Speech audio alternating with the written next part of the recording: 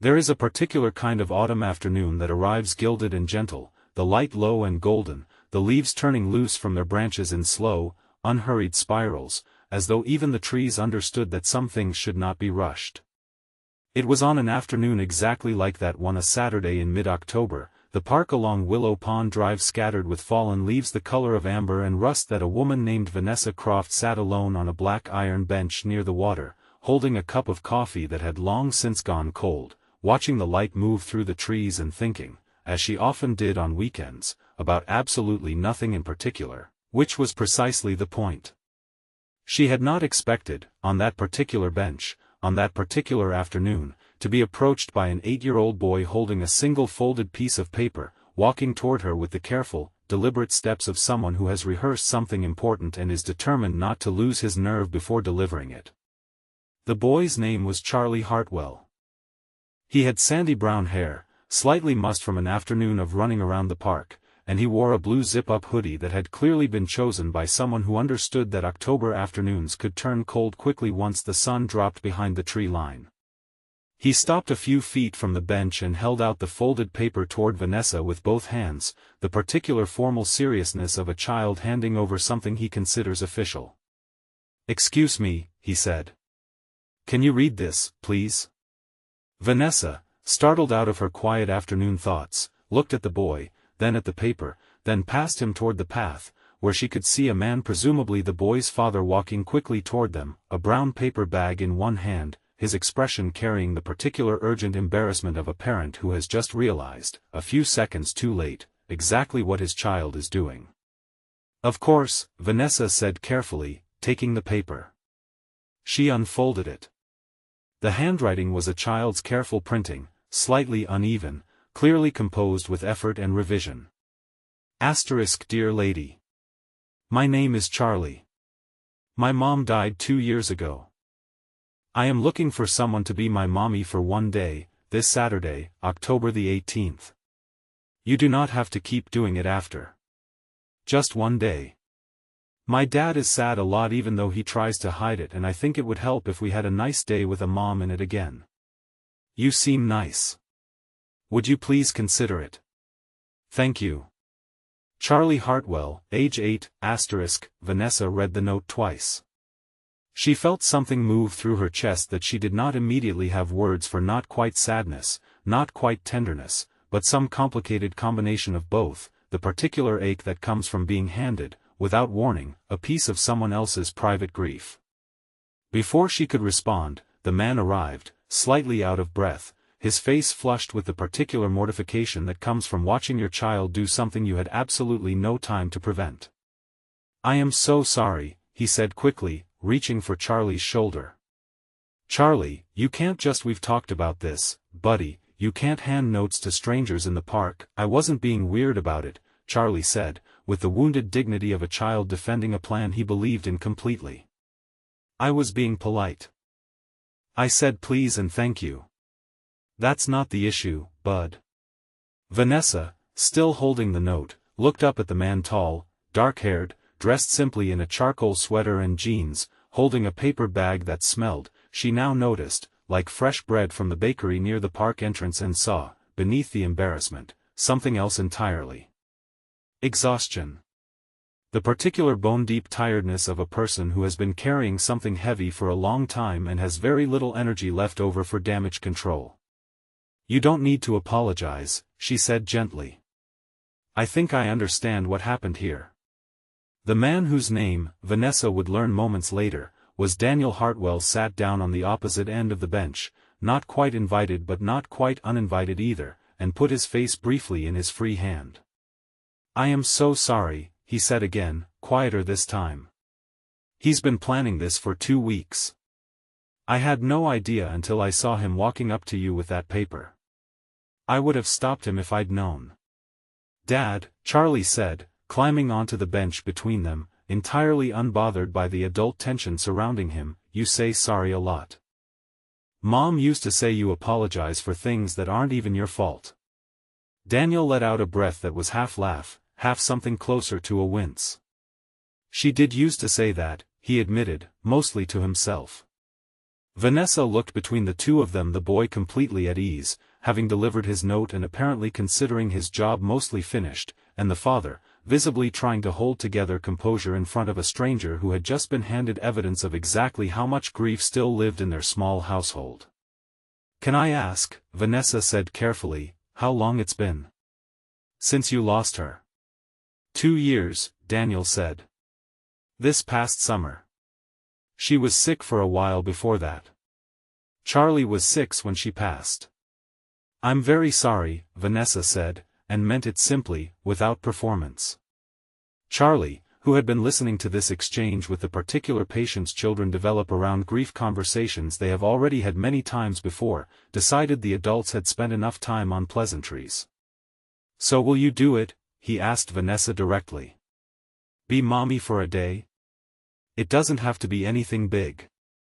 We were just going to get ice cream and maybe go to the little train that goes around the park. Dad already bought bread for sandwiches." "Charlie," Daniel said, color rising in his face again. "That's not, you can't ask a complete stranger to." "Why not?" Charlie said. "She seems nice. And she was sitting alone, which means she probably doesn't have anything else to do today."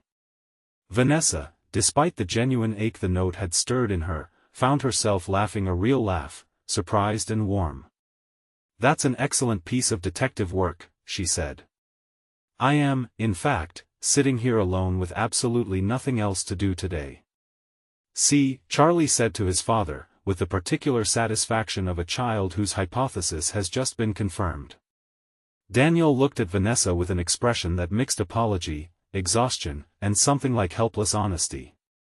"I should explain," he said. "He's been doing this. Not exactly this is new, the actual written note is new, but he's been looking for the past several months. Bringing up other moms at school pickup, asking if our neighbor wants to come to dinner, that sort of thing.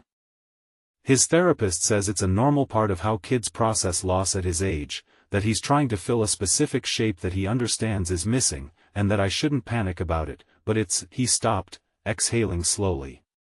"It's hard to watch.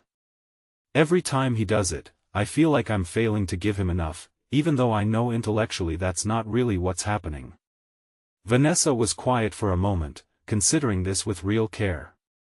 "For what it's worth," she said, "I don't think you're failing him. I think you have an 8-year-old who loved his mother very much and is trying, in the only way he currently knows how, to solve a problem that doesn't actually have a solution. That's not a reflection of you. That's just what grief looks like at 8. Daniel looked at her properly for the first time, something in his tired face shifting. "You sound like you know something about this," he said. "I lost my own mother when I was 12, Vanessa said. "I used to do something similar, actually. Less direct than a note, but similar. I'd attach myself to my friends' mothers at sleepovers. I wasn't trying to replace her. I think I was just trying to remember what it felt like to be looked after that way." Charlie, listening to this exchange with great interest, tugged gently at Vanessa's sleeve. "So does that mean yes?" he asked. "About today?" Vanessa looked at the boy's earnest, hopeful face, and then at Daniel, who was watching her with an expression that had stopped being purely apologetic and had become something more complicated, uncertain hope, mixed with the particular caution of a parent who did not want his son's heart bruised by a stranger's polite but firm decline. "I think," Vanessa said slowly, "that I'm not the right person to be your mommy for the day, Charlie. That's a very big job, and it should probably belong to someone who's going to stay in your life, not just someone you met on a park bench on a Saturday afternoon." Charlie's face fell slightly, though he nodded, the particular brave nod of a child trying not to show how much a disappointment costs him. "But," Vanessa continued, "would very much like to join you and your dad for ice cream and the little train, if that invitation is still open. Not as anybody's mommy. Just as a new friend who thinks you wrote a very brave and very kind note, and who would like to spend an afternoon with two people who clearly love each other a great deal." Charlie considered this counteroffer with visible seriousness. "That's a good compromise," he said finally, with the particular gravity of someone concluding a negotiation. Dad says compromise means nobody gets everything but everybody gets something. Your dad sounds very wise, Vanessa said. He's pretty good, Charlie allowed. They spent the afternoon together, Daniel, Charlie, and Vanessa, walking the park path beneath the gold and rust-colored trees, eating ice cream that melted faster than any of them could properly manage, riding the small park train that circled the pond twice while Charlie narrated, with great authority, facts about trains that he had clearly researched extensively and was delighted to have a new audience for. Daniel, watching his son chatter happily beside a woman who had, an hour earlier, been a complete stranger, found himself relaxing in a way he had not expected. Not because Vanessa had solved anything. She had been careful, throughout the afternoon, never to position herself as anyone's substitute for anything, but because for the first time in longer than he could easily remember, he was not carrying the entire emotional weight of his son's grief alone in a public space. Someone else was simply there, present, sharing the ordinary texture of an afternoon, without trying to fix what could not be fixed. "Thank you," he said quietly to Vanessa, while Charlie ran ahead to examine a particularly large pile of leaves. "For not just walking away. I know it would have been completely reasonable to just hand the note back and leave. I almost did," Vanessa admitted. "Not because I didn't care. Because I wasn't sure what the right response even was. There's no script for being handed something like that." "There isn't," Daniel agreed.